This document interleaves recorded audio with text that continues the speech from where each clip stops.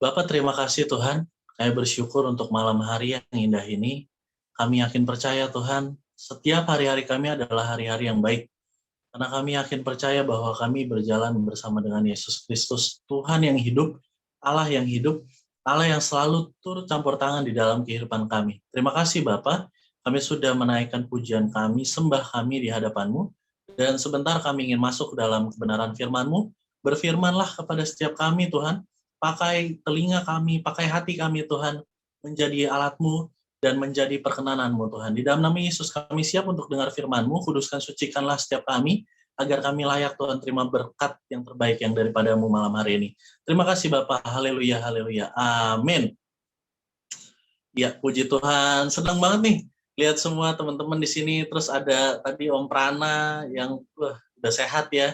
Kita boleh sama-sama berdoa kemarin untuk keluarga Om Prana, untuk semuanya, dan luar biasa semuanya di sini dalam keadaan kondisi yang baik, kondisi yang sehat, kondisi yang tidak kekurangan suatu apapun. Haleluya. Siapa yang udah makan boleh angkat tangan ya.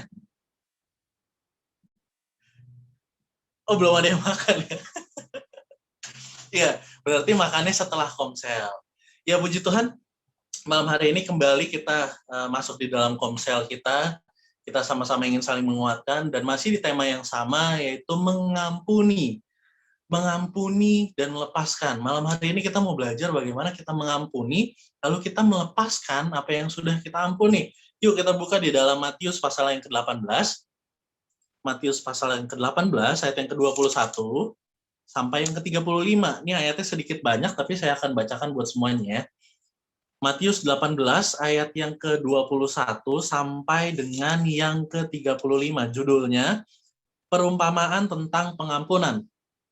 Kemudian datanglah Petrus dan berkata kepada Yesus, Tuhan, sampai berapa kali aku harus mengampuni saudaraku jika ia berbuat dosa terhadap aku? Sampai 7 kali. Yesus berkata kepadanya, bukan, aku berkata kepadamu, bukan sampai 7 kali, melainkan sampai 70 kali 7 kali. Sebab hal kerajaan sorga seumpama seorang raja yang hendak mengadakan perhitungan dengan hamba-hambanya. Setelah ia mulai mengadakan perhitungan itu, dihadapkanlah kepadanya seorang yang berhutang 10.000 talenta. Tetapi karena orang itu tidak mampu melunaskan hutangnya, raja itu memerintahkan supaya ia dijual beserta anak istrinya dan segala miliknya untuk membayar hutangnya. Maka sujudlah hamba itu menyembah dia, katanya, sabarlah dahulu, segala hutangku akan kulunaskan. Ayat yang ke-27, lalu tergeraklah hati raja untuk itu oleh belas kasihan akan hamba itu, sehingga ia membebaskannya dan menghapuskan hutangnya. Tetapi ketika hamba itu keluar, ia bertemu dengan seorang hamba lain yang berhutang 100 dinar kepadanya. Ia menangkap dan mencekik kawannya itu, katanya, bayar hutangmu. Maka sujudlah kawannya itu dan memohon kepadanya, sabarlah dahulu, hutangku itu akan kulunaskan. Ayat yang ke-30, tetapi ia menolak dan menyerahkan kawannya itu ke dalam penjara, sampai dilunaskannya hutangnya. Melihat itu kawannya yang lain sangat sedih, lalu menyampaikan segala yang terjadi kepada tuan mereka. Raja itu menyuruh memanggil orang itu dan berkata kepadanya, hai hamba yang jahat, seluruh hutangmu telah kuhapuskan, karena engkau memohonkannya kepadaku. Bukankah engkau pun harus mengasihani kawanmu seperti aku telah mengasihani engkau? Maka marahlah tuannya itu dan menyerahkannya kepada algojo-algojo sampai ia melunaskan seluruh hutangnya. Ayat yang ke-35, maka Bapakku yang di sorga akan berbuat demikian juga terhadap kamu, apabila kamu masing-masing tidak mengampuni saudaramu dengan segenap hatimu.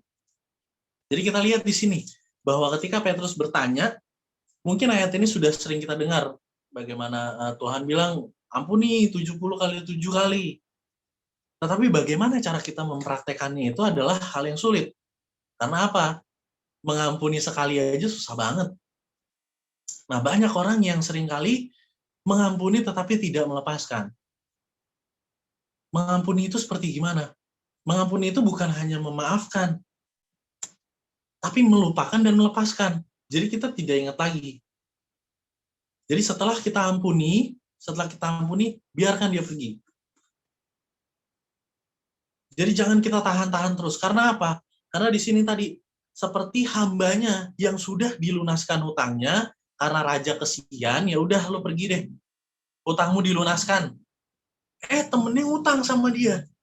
Datang sama dia injek-injek. Ini adalah gambaran diri kita saat-saat ini. Bagaimana Tuhan pengen gambarin bahwa kerajaan surga tuh sebenarnya seperti itu. Tuhan sudah datang buat kita, Tuhan sudah ngampunin segala kesalahan kita, bahkan dari kita masih bayi pun, dia sudah mati untuk setiap kita, agar apa? Agar dosa nantinya yang kita perbuat, yang katanya keturunan, segala macam, itu sudah dihapuskan. Kalau kita salah ngaku sama dia, kita balik sama dia, kita diampuni. Kita berbuat salah diampuni. Lah sekarang gimana orang lain yang berbuat salah sama kita, tapi kita masih simpen-simpen? Ingat baik bahwa yang namanya pengampunan ini tuh seperti pohon ya.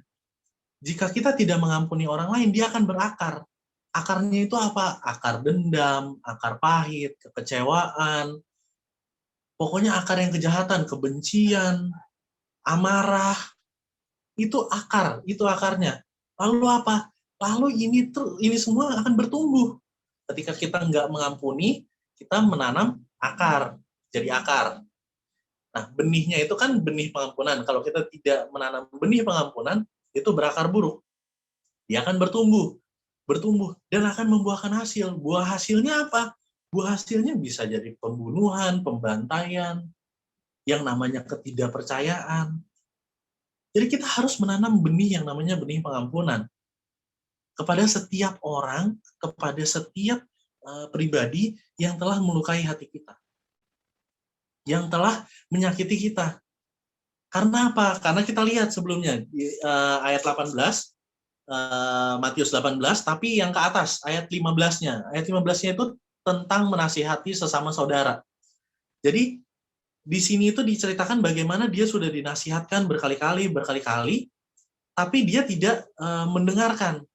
Dia tidak mendengarkan. Nah, bahwa dikatakan ayat yang ke-17, pandanglah dia sebagai seorang yang tidak mengenal Allah.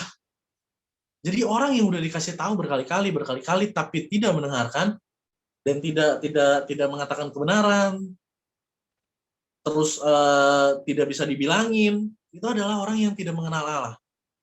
Dan saya yakin percaya kita semua di sini adalah orang-orang yang mengenal Allah. Oleh sebab itu apa? Yang namanya mengampuni itu, ya udah, kita harus jalani. Malam hari ini kita sudah dikasih tahu, bahwa saya harus mengampuni. Saya ini harus mengampuni orang lain gitu. Karena apa? Karena ketika bilang sama diri sendiri, ketika saya nggak bisa dikasih tahu, berarti saya nggak mengenal Allah. Ketika saya susah diatur, saya ini bukan orang yang mengenal Allah. Karena orang yang mengenal Allah nggak bakal susah diatur. Dan orang yang mengenal Allah, dia juga bisa mengampuni saudaranya. Karena apa? Karena dia sudah kenal Allah. Bahwa Allah itu maha pengampun, Allah itu mengasihi, dia sudah mengampuni kita terlebih dahulu. Jadi kita tidak mencekik orang lain, sedangkan kita sudah diampuni. Yuk kita buka lagi di dalam Lukas pasal yang ke-17. Kita buka di Lukas pasal 17, ayat yang ke-3 dan 4. Ayat yang ke-3 dan 4, di sini ada judulnya beberapa nasihat. Jadi malam hari ini kita dinasihatkan ya, untuk saling mengampuni gitu ya. Nih, jagalah dirimu, jikalau saudaramu berbuat dosa, tegurlah dia, dan jikalau ia menyesal, ampunilah dia. Jadi kita di sini di kalimat pertamanya langsung dibilang jagalah dirimu. Karena apa? Karena kita memang perlu waspada, kita perlu berjaga-jaga. Supaya apa? Supaya jangan sampai kita yang masuk ke dalam neraka. Gara-gara apa? Gara-gara mungkin kita tidak mengampuni. Kita udah kasih tahu, tapi kita ujung-ujungnya nggak mengampuni nih, karena dianya nggak mau berubah. Nah, ujung-ujungnya kita yang masuk ke dalam neraka. Jangan sampai, makanya apa? Jagalah dirimu, jikalau saudaramu berbuat dosa, tegurlah dia, dan jikalau ia menyesal, ampuni dia. Ayat yang keempat, bahkan jikalau ia berbuat dosa terhadap engkau 7 kali sehari, dan 7 kali ia kembali kepadamu dan berkata, aku menyesal, engkau harus mengampuni dia. Jadi kalau misalkan ada orang, mungkin ada orang yang kayak gini, ngerasanya bahwa, wah gue kemarin udah ngampunin dia nih, tapi dia berbuat salah lagi nih sama gue. Jadi orang-orang kayak gini mah nggak bisa nih, nggak bisa diampunin. Nah, lakukan dulu. Kita tegur dulu bahwa, kamu nih begini salah, kamu nih begini melukai hati orang. Kalau dia tidak menyesali perbuatannya, kita tegur lagi. Sampai dia berbalik, kita ampuni. Lah, kalau dia nggak berbalik misalkan, ya kita balik lagi ke Matius 18 tadi. Bahwa orang-orang yang susah dibilangin itu adalah orang-orang yang nggak kenal Allah. Makanya jangan heran ketika kita tegur, kamu salah begini. Walaupun tindakan kamu nih kurang baik begini, tindakan kamu kurang tepat segala macem gitu ya. Misalkan kita udah kasih tahu nih, dan kita kasih taunya berulang-ulang, kita coba ampuni dia, besoknya dia buat lagi, kita coba ampuni dia, besoknya dia buat lagi. Tadi kata Matius bahwa dia ini orang-orang yang tidak mengenal Allah. Makanya kita udah tahu sekarang nih. Tapi kalau sampai dia menyesal dan dia ingin berbalik, kita harus ampuni. Karena apa? Karena tandanya dia masih mau dengar-dengaran. Tandanya apa? Tandanya dia masih mau untuk hidupnya berubah. Oleh sebab itu apa? Kita ampuni. Kita yang harus berjaga diri. Kita yang harus siap-siap. Kalau sampai dia mau berbalik, kita nggak ampuni, kita yang masuk neraka. Kalau sampai kita udah kasih tahu ternyata dia mau berbalik tapi kitanya masih ada akar pahit, berarti itu tadi, benih yang kita tanam itu sebenarnya sudah benih bukan pengampunan. Karena ketika kita taruh benih pengampunan, yang tertanam itu adalah akar apa? Akar kebaikan, akar damai sejahtera, akar yang saling mengasihi, mencintai, kerukunan. Buahnya apa? Buahnya itu yaitu adanya persaudaraan yang erat, adanya kebangunan rohani, kebangunan iman, itu adalah buahnya. Makanya kita bisa lihat, ketika nanti kita seperjalanan hidup kita bertemu dengan banyak orang, mungkin ada orang yang susah dibilangin, ada orang yang sekali dikasih tahu langsung ngerti, langsung berubah, segala macam. Kita harus sikapinya itu dengan cara yang baik. Makanya kalau kita berpikir gitu ya, mengampuni orang lain itu sebenarnya sama kayak kita sedang memegang tanaman berduri gitu. Jadi makanya kenapa saya bilang mengampuni lalu lepaskan. Kita pegang tanaman berduri itu, kita pegang erat seperti ini ya, kita pegang erat, kita pegang, semakin kita pegang erat, semakin tangan kita terluka. Ketika kita dilukai seseorang, ketika kita melepaskan, terkadang kita berpikirnya begini, wah kalau gue lepasin tanpa gue hukum, tandanya itu hadiah dong buat dia. Tandanya itu suatu kebaikan dong buat dia. Sedangkan gue nggak mau, apa yang udah gue rasain, sama kayak orang yang megang bunga berduri tadi, tangan gue udah luka nih, gue harus ngelukain ini nih, mau dipatahin segala macam, makin dipegang kenceng, makin nancep durinya. Itu dia terkadang kita mengampuni, lalu kita lepaskan. Kita sudah merasa terluka nih, kita sudah merasa terluka dengan tanaman duri tadi. Ya udah kita lepasin. Lukanya apa? Lukanya kita obatin. Lukanya kita obatin, jadi tangan kita sehat lagi, dan kita nggak merasakan sakit yang terus-menerus. Kalau kita pegangin terus, kita nggak lepasin, ini makin luka, makin lama makin luka, makin lama makin luka. Makanya apa? Ketika kita sudah mengampuni, kita harus melepaskan. Kita belajar cuek. Belajar cuek untuk hal-hal yang dipandang oleh kita penting, tapi menurut Allah itu nggak penting. Contohnya apa? Contohnya kayak keributan. Wah, kita udah ngotot sama Tuhan nih. Kita udah ngotot bahwa Tuhan ini masalah personal saya. Tuhan ini masalah empat mata saya sama nih orang. Tuhan ini masalah pribadi saya. Nah, bagi Tuhan permasalahan kita itu nggak penting. Karena apa? Karena itu nggak bawa kita ke dalam kekekalan. Tapi kita nganggap itu penting. Terkadang kita lihat hal yang penting ini, kita lihat juga, wah ini penting Tuhan. Di hadapan Tuhan seakan-akan ini penting juga. Makanya terkadang kita nggak mau melepaskan. Karena apa? Karena menurut kita ini masalah penting nih. Tapi rupanya bagi Tuhan itu masalah nggak penting. Makanya jangan heran ada mungkin beberapa masalah yang kita ngerasa Tuhan kok ini nggak pernah dijawab sih, saya kesel sama ini orang harusnya begini, dia harusnya dapat yang kayak gini. Tuhan nggak jawab karena bagi Tuhan itu nggak penting. Tuhan cuma bilang, lu cuek aja. Lu mengampuni, lu lepaskan. Maka Tuhan yang bekerja. Karena ketika kita pegang, kita masih pegang terus, seperti tanaman tadi kita pegang, itu masih menjadi bagian kita. Tapi ketika kita sudah lepaskan, itu bukan bagian kita lagi. Nggak tahu orang mana lagi yang pegang tanaman itu.